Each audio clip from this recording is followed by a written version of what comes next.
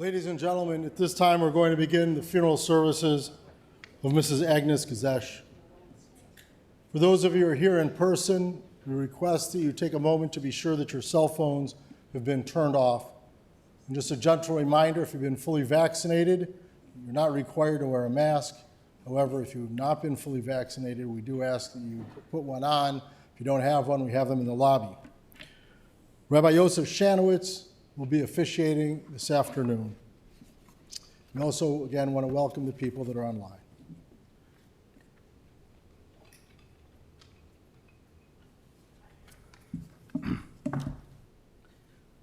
Thank you, David.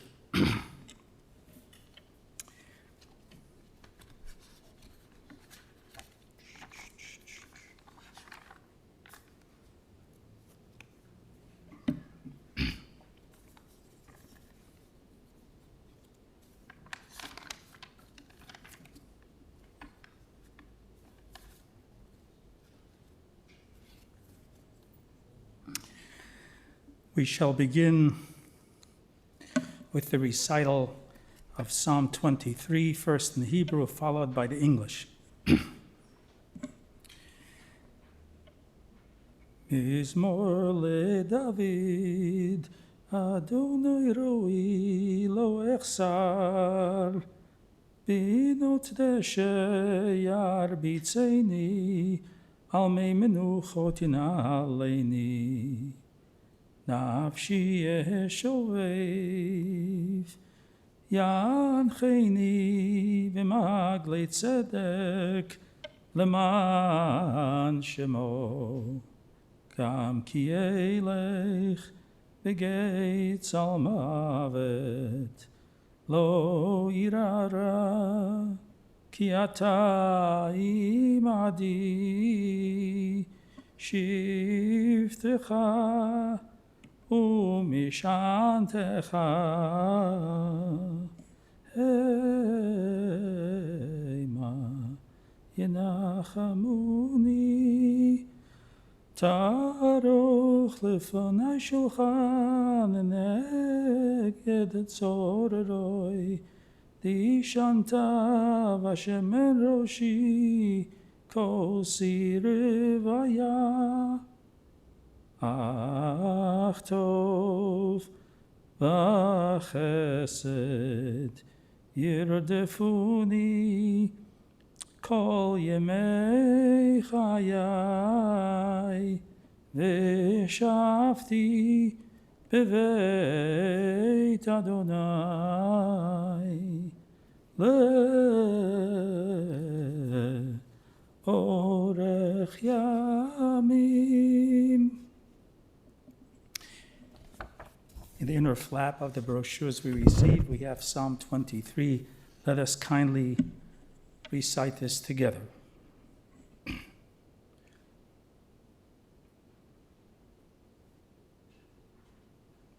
The Lord is my shepherd, I shall not want.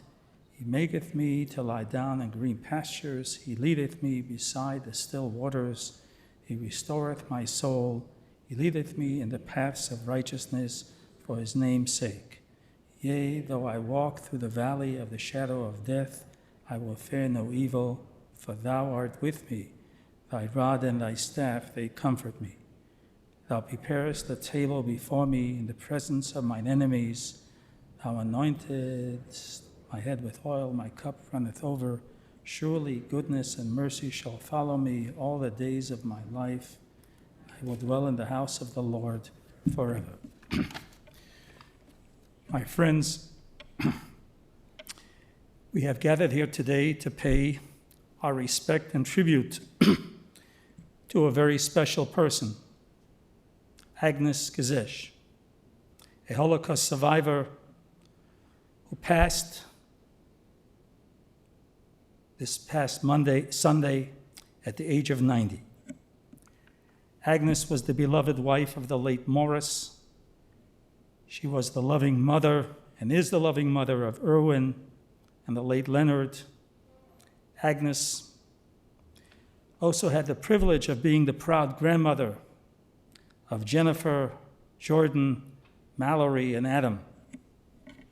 She was a great-grandmother as well to Hudson. A beloved sister to the late Ted and the late Hetty, a beloved sister-in-law to the late Harry and the late Marcia. She was a cherished aunt, cousin, and friend to many, many. Agnes passed during the week when we read the section of Balak in the book of Numbers. The section tells of how the king of Moab summoned the prophet Balaam to curse the people of Israel. However, each time this prophet attempted to pronounce his curses, blessings issued forth instead. People in the shtetl of old would be accustomed to joking. They would say, why does the Torah say, Umelech Moav ba'etahi, that Balak was the king of Moab at that time? And the people back in Poland and Hungary, where Agnes was from, would joke and say, well, he was an ordinary person beforehand. But when he started spewing anti-Semitism, that's when he became a king. They turned him into a king. That was a reflection of how people felt under oppression. Agnes, as we shall soon hear from her son Erwin, unfortunately experienced curses in her life, primarily witnessing and living through the Holocaust. However, she seemed to have been determined to turn life into a blessing. One of the main things she did was raising children, wonderful children, and wonderful great-grandchildren, who were and still are her greatest pride and nachas. Before we hear from Erwin, we will hear from one of her grandsons, Jordan.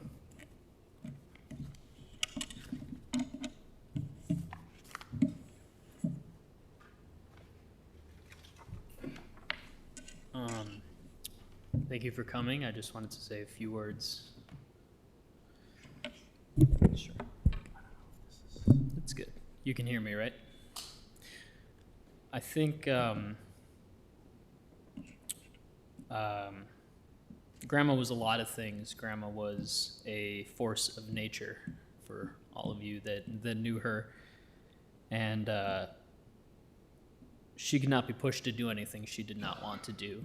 So I can only imagine that she must have allowed death to take her, because if she wasn't ready, she wouldn't have gone.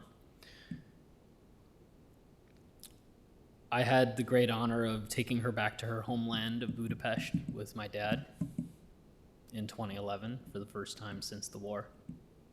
And we literally walked the memories of her childhood, good and bad.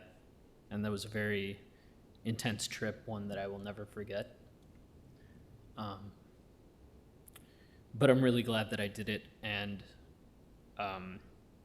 it gave me a glimpse into the world that we heard so much about growing up, the world of Europe, the Jewish world, where some of our family came from before the US and were displaced because of the war, and showed me truly that she did come from a different world. And that was very, I don't know, it was important for me to see. And I hope that I can connect with that and the other places that we came from in the future and go back and visit.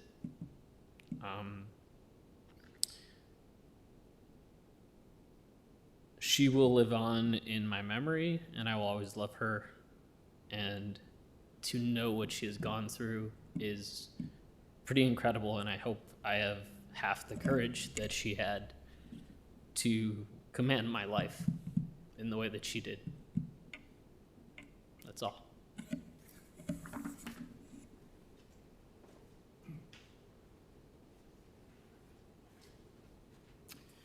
And now we hear from her surviving son, someone we all know, Erwin. Adjust the mic, adjust the mic. I don't want you to sound like me.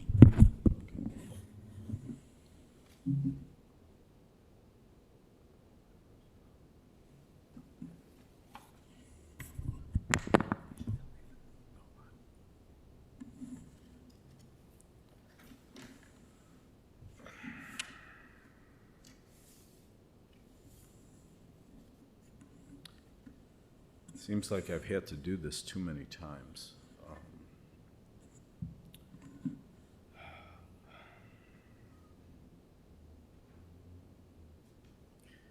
Bear with me for 1 second. There's a wonderful book by Katie Martin, The Great Escape, 9 Jews Who Fled Hitler and Changed the World. I heartily recommend it if you have not read it.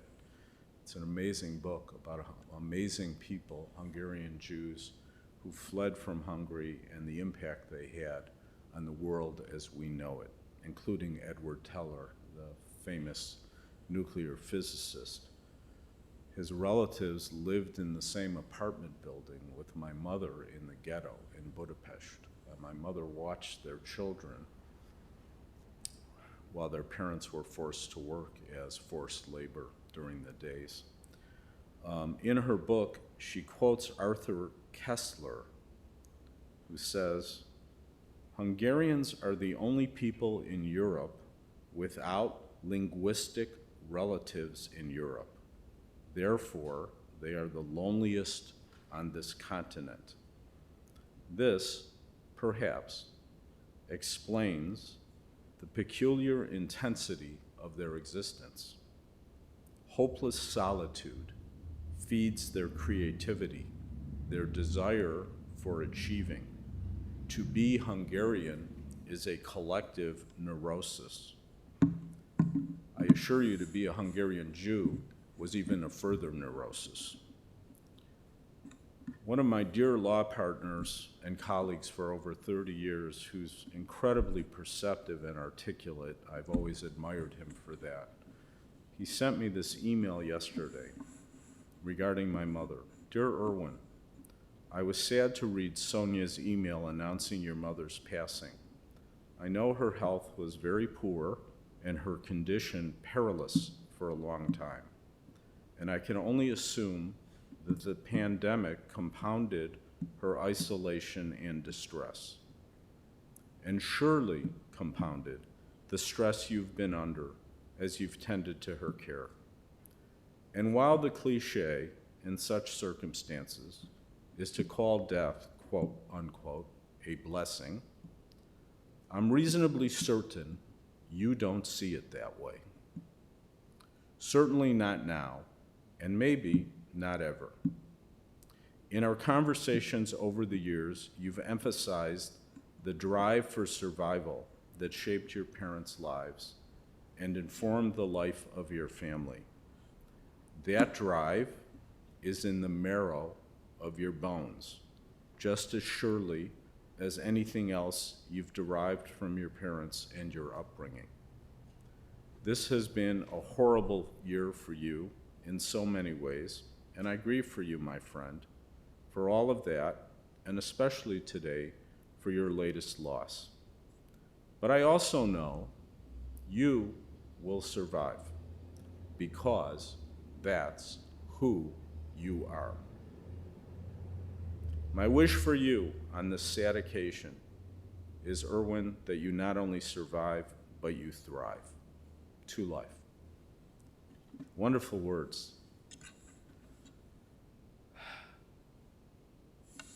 In 1970 or 71, when we lived in Rogers Park, and the Jewish Federation was helping Jews fleeing the Soviet bloc resettle, there were a fair number of Jewish immigrants who settled in East Rogers Park.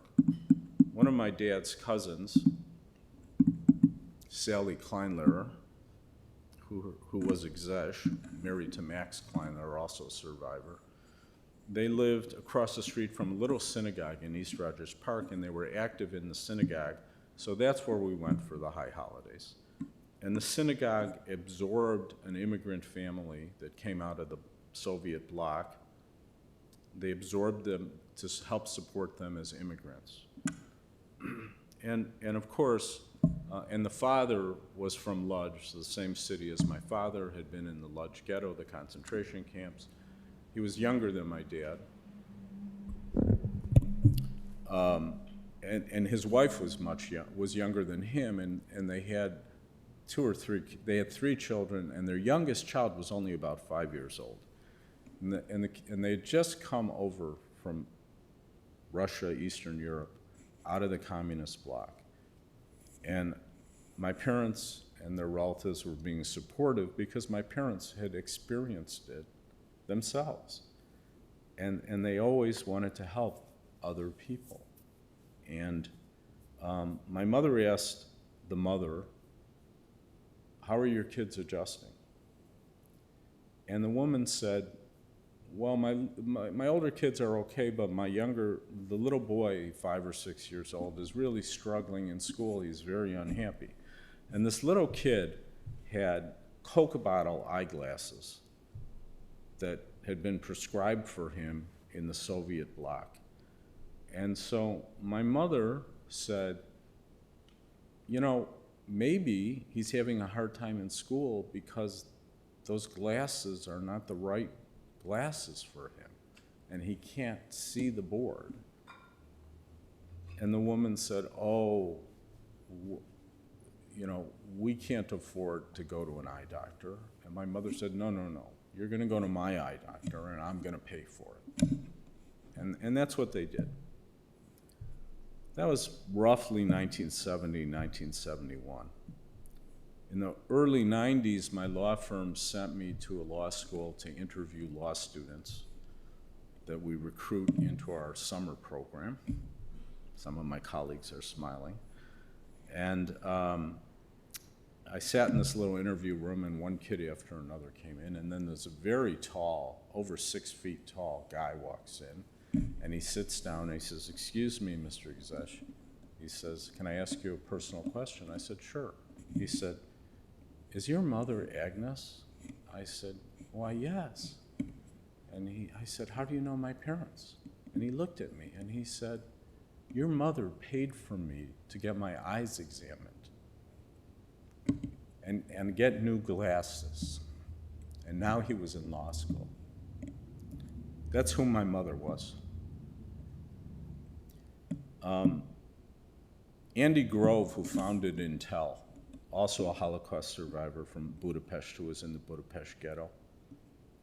Someone asked him about the success he achieved in the corporate world and his success in America and what advice he has for young people. He said something very interesting.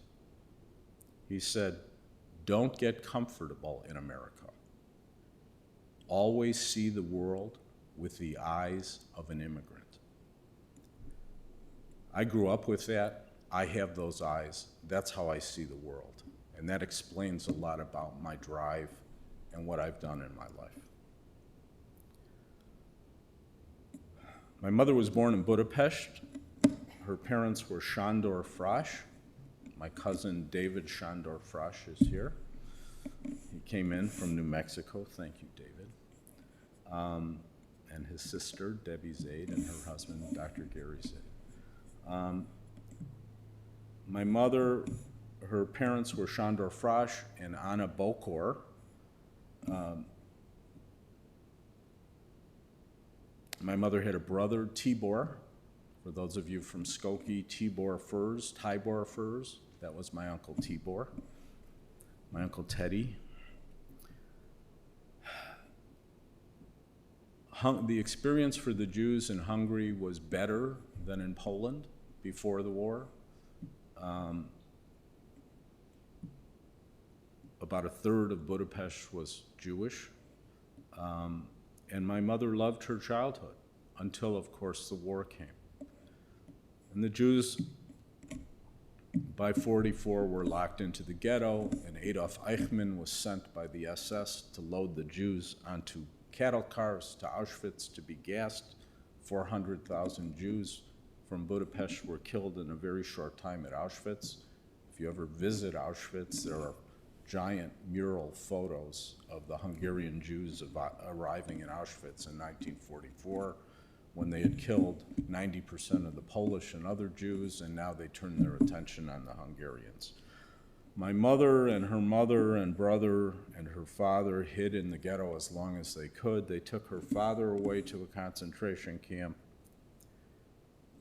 At one point, my mother was home in her apartment with her mother. Mind you, my mother was born in 1930, so she was 14 years old in 1944.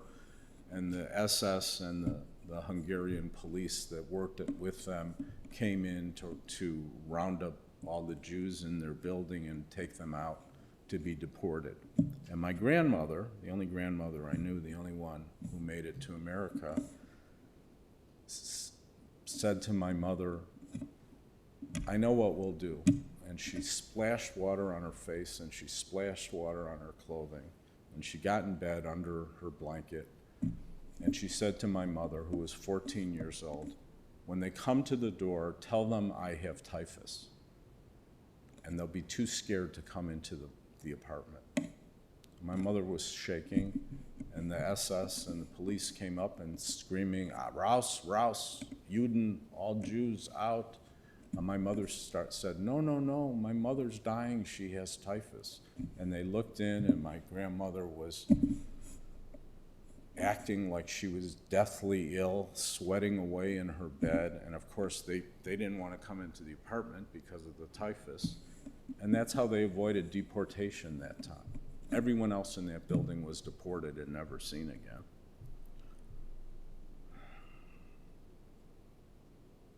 When Jordan and I took my mother back 10 years ago, we actually went to the apartment building that she lived in.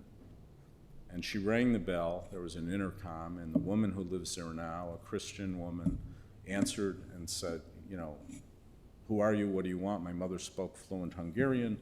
She said, I lived in your apartment during the war.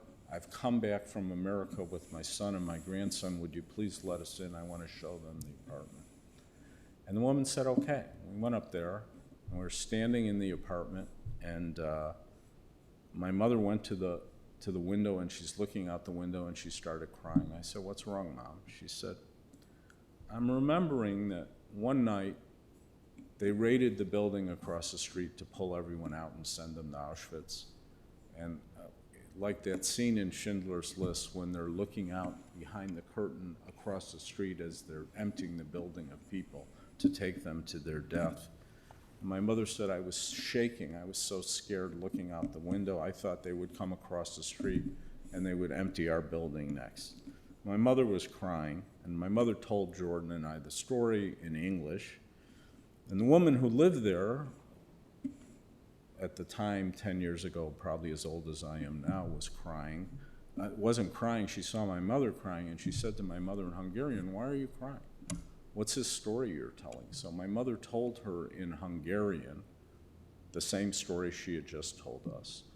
And the woman started crying and came over and embraced my mother, the woman who lives in that same apartment now, and they wiped tears from each other, and they held each other tightly.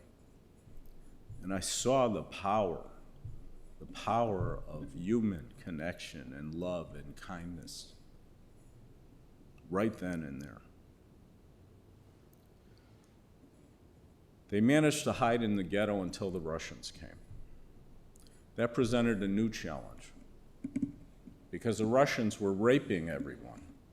And my mother was 15 years old, so she had to hide now from the Russian soldiers. My grandmother had 3 brothers. One was killed by the Nazis. 2 survived.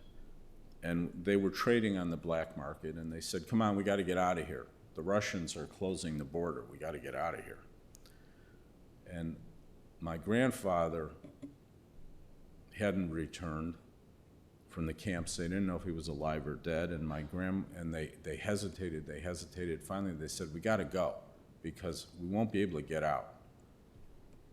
So they smuggled themselves across the frontier, across the border, and they went to Germany, to the American zone, and they wound up in a DP camp in Bamberg, Germany. And they wanted to go to America, and there were quotas on how many displaced people could come into America. There was a fair amount of anti-Semitism in the State Department about that. And my mother was in the camp, and one of her girlfriends said, you know, I heard that if we break up our family group, and if we, teenage girls, go ourselves without our mother, brother, whatever, maybe we'll be able to get to America sooner. So my mother asked my grandmother said, good plan, we'll meet in America. So my mother and one or two girlfriends went in and they said, we're prepared to go by ourselves. They got admitted, they got put on a ship. My mother passed through the Great Hall at Ellis Island, like so many millions of American immigrants did that built this country. She was 16 years old. She didn't speak a word of English. They put her in an orphanage, not an orphanage, but a home in New York for a few weeks. A social worker who spoke Hungarian came to her and said, there's a Jewish Hungarian family in Chicago. They have no children, and they're willing to sponsor an immigrant. We want to send you to Chicago. My mother didn't know what Chicago was. She didn't speak the language. My mother was 16, by herself, didn't speak the language. They said, we're going to send you to Chicago. My she's not in a position to argue. Next thing she knows, she's in Chicago. She went to Von Steuben High School to learn English. She wound up taking a few classes in bookkeeping and accounting at Wright Junior College. She met my dad in 1951, in 1950, Polish Holocaust survivor on a blind date. They were married in 51. My recently departed beloved brother, Lenny, was born in 1952, the next year, and I was born in 1954. My mother was almost 24 years old when I was born. By the time we lived on the South Side for a while in South Shore, my dad worked for South Shore Bakery, then he came north to work for Kaufman's, and we moved to Rogers Park. As soon as my brother could unlock the deadbolts in the apartment building, it was time for my mother to go to work because they were struggling, immigrants. My mother got a job at a textile company in what is now River North, when that was an awful area. She walked on the Morris Avenue L every day. She took the L downtown. She went to work at this textile company at 213 Institute Place, which was an old warehouse building. Now it's probably worth a fortune. That was probably in the early 60s. Once my mom went to work and my brother was in charge of me, at least they had two incomes. And by 1968, my parents had a down payment to buy a little house at Jerome and Sacramento in West Rogers Park. I was 14 years old, and finally we moved out of an apartment and we lived in a little house. And I think my parents paid $25,000 for that house. And when I was in college, my parents moved to Skokie years later. My mother was inquisitive. She was intelligent. She had a photographic memory. She knew where everything was. She was interested in investments. She learned about the stock market. She learned about bonds. She learned about annuities. She decided she wanted to own real estate. She bought a 6-flat apartment building with my dad when they managed to do that. That was my first year of law school. They bought a 2-flat. My mom was so into investments, her favorite television show was Mad Money with Jim Cramer. She once called in and was one of the call-in people that he took the call and asked a question about an investment, and he gave her some advice on air. My mother didn't follow it because she didn't agree with him.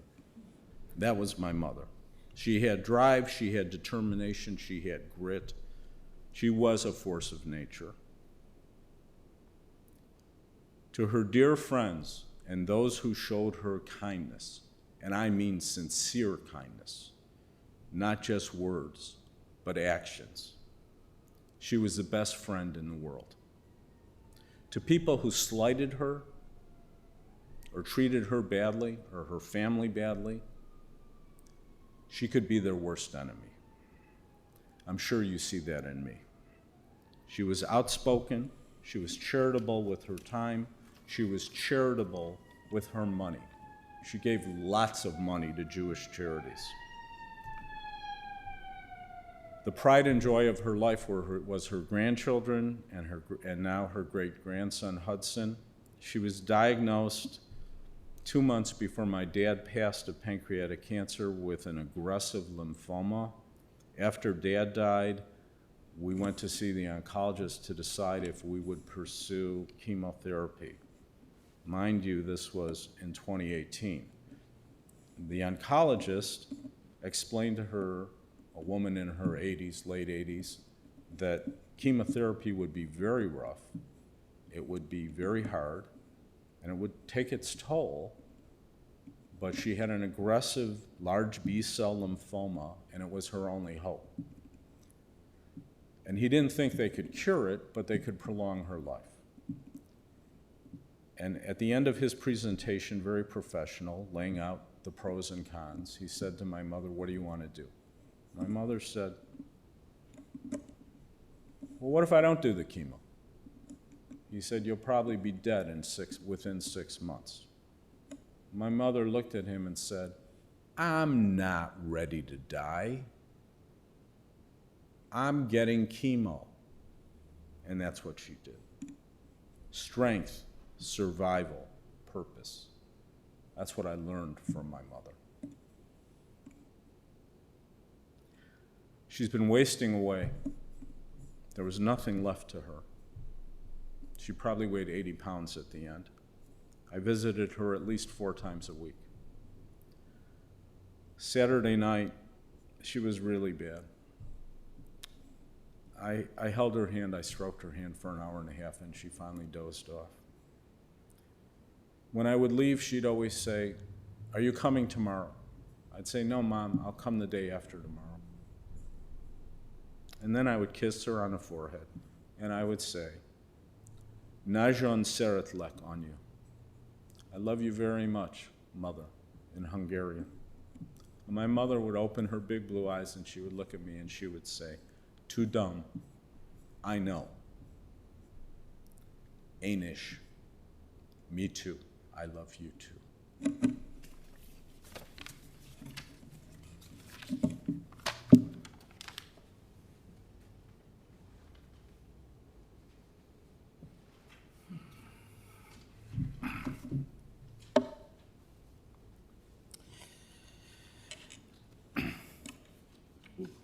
Wonderful tribute from a wonderful child.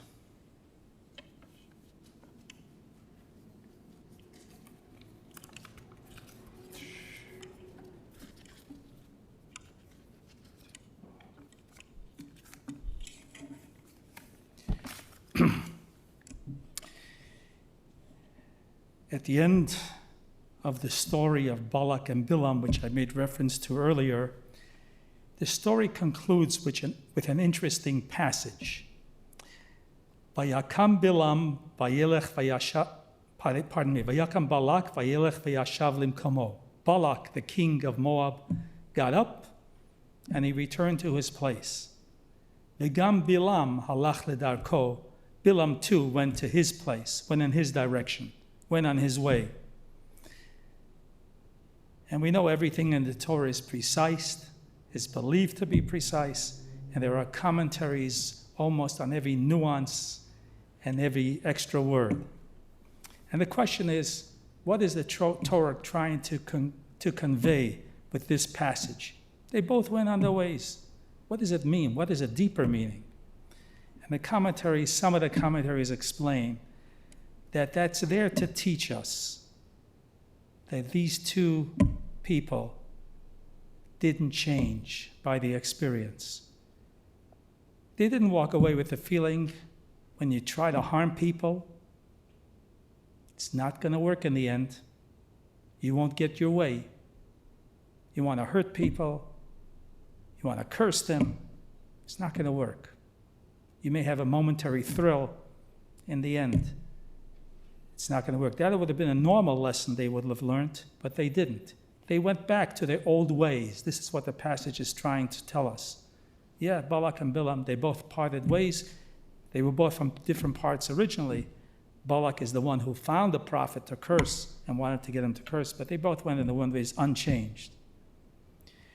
But we hear today, when we hear the story of Agnes, and when we heard about her intelligence, her courage, her caring for children in the ghetto, for children of immigrants here in the United States, when we read about her curiosity, when we heard about her strength and the lessons, her determination, and her purpose, she wanted to learn in life. We decide, we hear about these merits and her Gutskeit of Agnes, we decide to internalize these values and all the values we hear about. And we resolve, hearing this, resolve in our hearts and soul to continue these good deeds in our own life and forever and ever.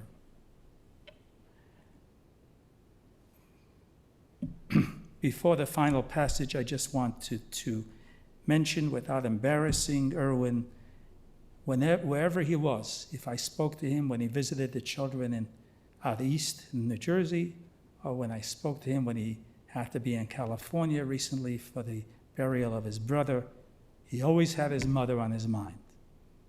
I'd like to be here, stay in New Jersey a little longer, but I have my mom in Chicago. A devoted son, a truly devoted son, another lesson we can all learn from. We pray to Heinish Matat Tzurura B'Tzor HaChayim. May Agnes' soul be bound in the bond of eternal life. Began Eden Teimenu Chata. May she rest in peace in the Garden of Eden. V'tanuach b'shalom mishkava. And may she rest in peace on her resting place. We will conclude the service by chanting Adon Olam together, a hymn many of us know. It talks about Adon Olam Asher Malach, the master of the world, the Almighty, who reigned before any creature was created. V'acharei kechlot hakol, and when everything ends, levado yimloch, he himself continues to rule. V'hu haya v'hu hoveh v'hu yiyeh v'tifara. He was, he is, and he will be the eternal. And the prayer acknowledges, v'hu keli v'chai goali, he is our God and our living Redeemer. When we call, v'tzur chevli be'et sarah, and the rock at the time of distress. B'yado afkid ruchi, we entrust the soul and the spirit of Agnes into God's hands. Hashem li v'lo yira, God is with us, with her, and we shall not be afraid. Adon olam asher malach, b'terem kol yitzur nivra, li'et nasa v'chefzo kol, azai melech shemo nikra, v'yacharei kechlot hakol, levado yimloch nora, v'hu haya v'hu hoveh, v'hu yiyeh b'tifara, v'hu echad v'yein sheni, l'hamshil lo l'achbira, b'li reishit b'li tachlit, v'lo ha'oz v'ha'misra, v'hu eli b'chai goali, בצור חבלי בעת צרה, והוא ניסי ומנוס לי, מנת כוסי ביום אקרא, בידו אפקיד רוחי.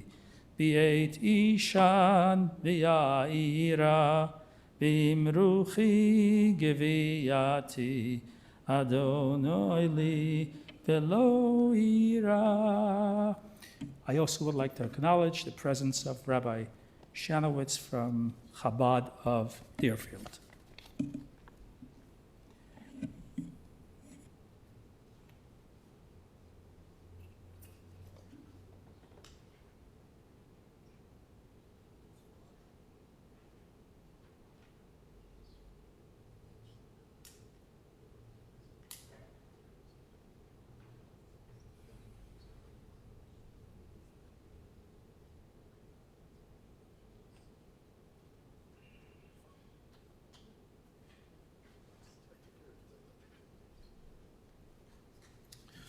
Ladies and gentlemen, the interment service will continue at Shalom Memorial Park Cemetery, located at 1700 West Rand Road in Arlington Heights.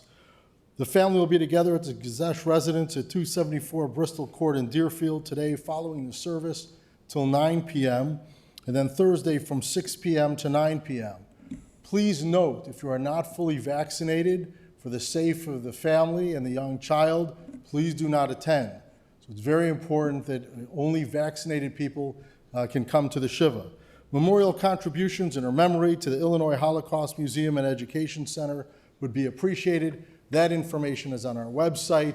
And for those of you who are online, you can find that on our website. And for those of you who are here, it's on the service folder. The following people have been asked to serve as pallbearers. First and foremost, his grandchildren, or her grandchildren, and Gloria, and then Bob Jacobowitz, David Frosch, Mitch Stern, and Gary Zaid. I invite everyone to please rise and stand in place as the pallbearers come forward. For those of you who will be driving to the cemetery, please obtain an orange safety funeral sticker to place on the right-hand side of your windshield. Have your bright lights and hazard lights on at all times. For additional measures of safety, we will be providing a car in the back of the procession to hopefully keep other cars from entering the procession. And also, please use your horn liberally as you're going through the intersections, and please do not speak or text on your cellular phone while driving to the cemetery. The pallbearers, please come forward as we escort the casket of Mrs. Agnes Gzesh from the chapel, along with her family and Rabbi Shanowitz.